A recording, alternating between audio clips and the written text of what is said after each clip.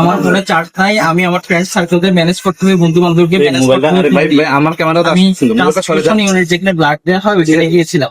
সেখানে আমার একটা মেট অলরেডি আসছে, ব্লাড দিচ্ছে। আমার আরো একটা ফ্রেন্ড লাগে ব্লাড দেওয়ার জন্য, আমার ফোনে চার্জ নাই। আমি এখানে বললাম যে ভাই কাইন্ডলি আমার ফোনটা চার্জ দেন, চার্জ দিয়ে ব্যবস্থা করে দেন।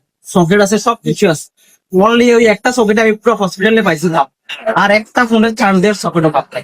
এখন আমার যদি আমি আমার ফ্রেন্ড সার্কেল বা ফ্যামিলি আমাদের সাথে কানেক্ট হতে না পারি, তাহলে আমি ব্লাড ম্যানেজ করবো কিভাবে? ওই লোক আমার সাথে কাইন্ড অফ পুরো রাফ দিয়ে দিয়া যে আমাদের প্রটোকল আমরা মানতে পারবো না। আমার মনে হয় যে এখানে জব নেওয়ার আগে ওই মানবিকতাটা আগে দরকার। আর আই উইশ যে স্যার আপনি আসার আগে আপনার ফ্যামিলি মেম্বার সেখানে মাথা বুঝেছিল, যারা পার্সোনালি জিনিসটা দেখতো ডিল করতেন, দেন আপনাকে জানা যে আইসোলেশন ইউনিট দিয়ে ঢুকছেন আছে, কাউকে আমার মন হচ্ছে গায়ে নিয়ে আমি এখানে দাঁড়ায় থাকবো, আমি নিঃশ্বাস নিতে পারি না, এত পরিমাণ দুর্গন্ধ। আজকে সকালে এসে দেখুন বেসিং পাউডার দিয়ে সব পরিষ্কার করে তৈরি রাখছি। আপনারা আসলে সেটা পরিষ্কার হয় নাকি না আসলে সবসময় এরকম? হ্যাঁ জি স্যার, এখন তো আমরা তো পাচ্ছি নাই, আজকে পরিষ্কার পাচ্ছি গত 3 দিনের মধ্যে।